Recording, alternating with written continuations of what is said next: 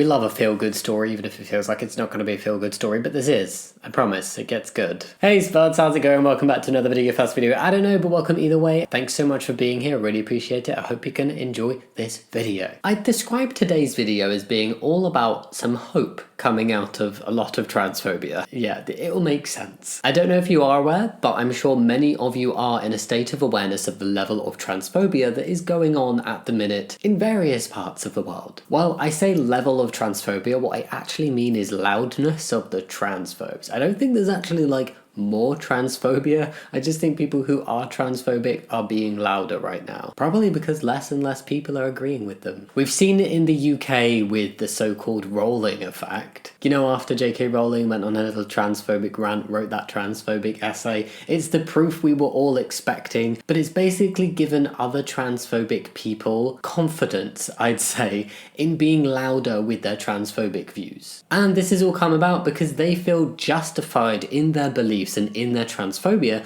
because a very well-known, powerful, by them respected celebrity is agreeing with them. Then we can take a hop across the pond to the USA and we can see that there have been more anti-trans bills in the first 3 months or the first 2.5 months of 2021 than there were in the entirety of 2020. More in 3 months than there were in 12 months. What is going on? The last 3 months has seen 82 anti-trans bills in the USA, whereas in the whole of 2020, we saw 79. How was there a whole horrifying 79 in 2020, and how have we already surpassed that already ridiculously high number within the first 3 months of 2021? Spring has barely sprung, and the transphobes are out in force.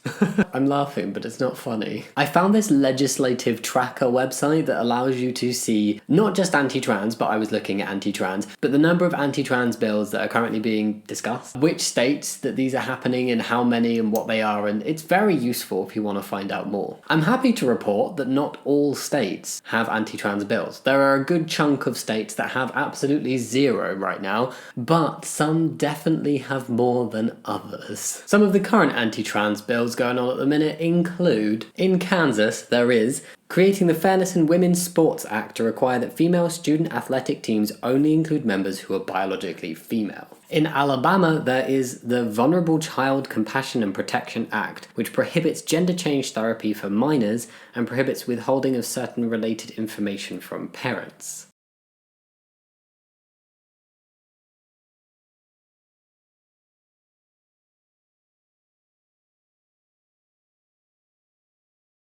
There are many, many more of these. I mean, 82, so there are a lot. A lot of them are related to trans women in women's sports on all different levels, including in schools. Then many others are related to medical access, particularly for trans kids. I mean, not that trans kids are having surgery or anything anyway, but this is about stopping them getting puberty blockers. Also making things like changing birth certificates difficult to impossible for certain people, and yeah. Anyway, there is one in particular that I'm going to talk more about, not in terms of the actual anti-trans bill itself, but just because out of the shittery that is transphobia, sometimes there emerges a sunshine dandelion of a person who just restores your faith in humanity. That's what we're talking about today. I want to focus on the positivity, I want to focus on the happy. I don't want to ignore the fact that there's bad stuff happening. I think it's really important to pay attention to that, call it out, try and do what we can. But I want to bring you guys some positivity, basically. So yes, I hope you're going to enjoy this next bit. So the specific bill in question is in the state of Missouri, and the one-liner description of this bill is, I will read it so I get it right. This bill proposes a constitutional amendment to protect the integrity of interscholastic athletic contests.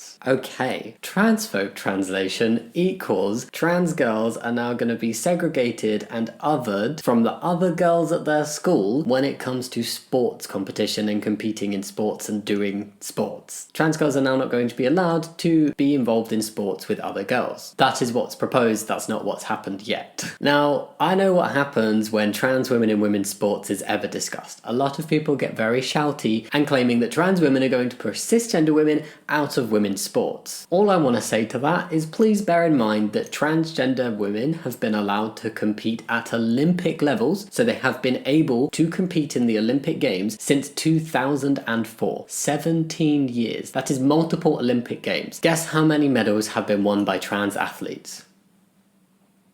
0.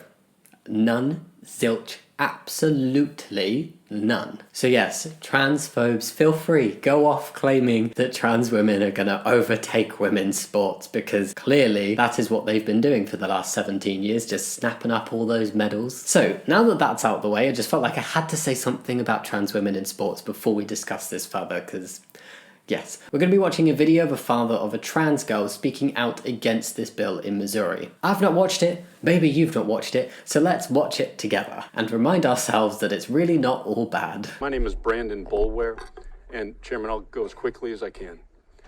I'm a lifelong Missourian. I'm a business lawyer. I'm a Christian. I'm the son of a Methodist minister. I'm a husband. I'm the father of 4 kids, 2 boys, 2 girls, including a wonderful and beautiful transgender daughter, who today happens to be her birthday. And I chose to be here. She doesn't know that. She thinks I'm at work. One thing I often hear when transgender issues are discussed is, I don't get it. I don't understand. And I would expect some of you to have said that and feel the same way. I didn't get it either. For years, I didn't get it.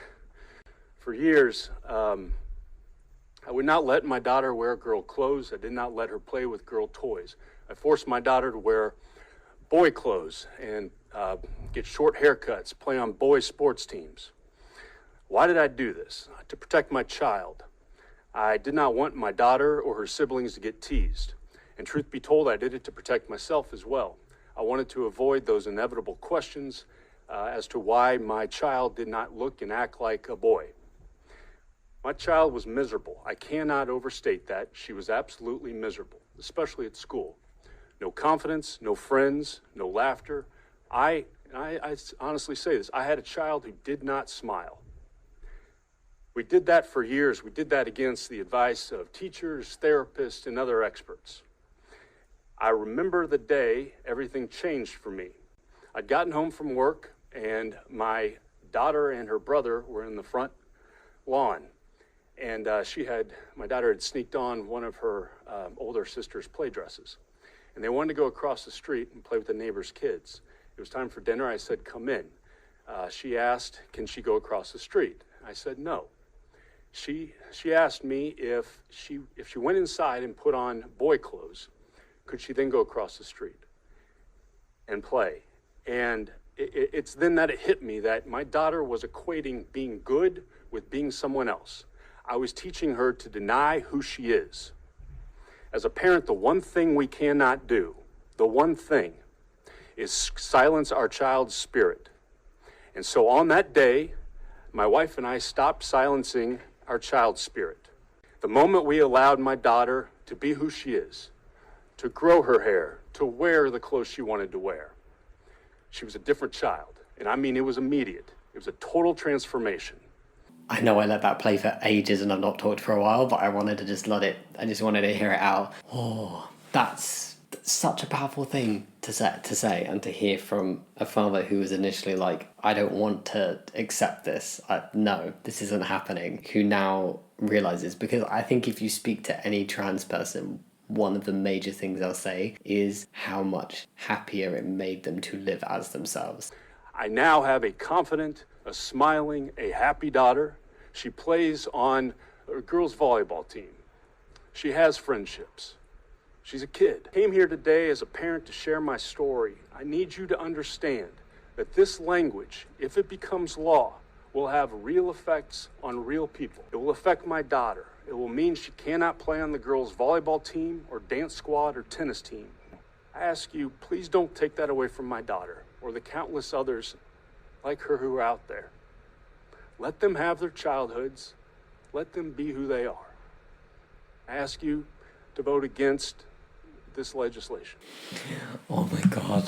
I feel like things like that are very powerful because it's coming from somebody who maybe if they hadn't experienced that themselves could have potentially voted for the legislation. I'm not saying he specifically would have, I'm not assuming what his views would have been in and around that, but just hopefully that will hit home for some people. The importance of it on a human level, not just seeing trans people as this big scary group trying to do anything bad, because really trans people are just individuals in society who want to live their lives as who they are and be as happy as they possibly can be. I don't understand why people don't get that. Trans people are people. Well, and like, I think there's something so fundamentally horrible about targeting trans kids as well. This is literally like kids in schools, trans kids in schools who probably already have a tough time fitting in properly, who are already probably othered by groups of kids in their school, and who are now going to be othered even more by literally not being allowed to play sports with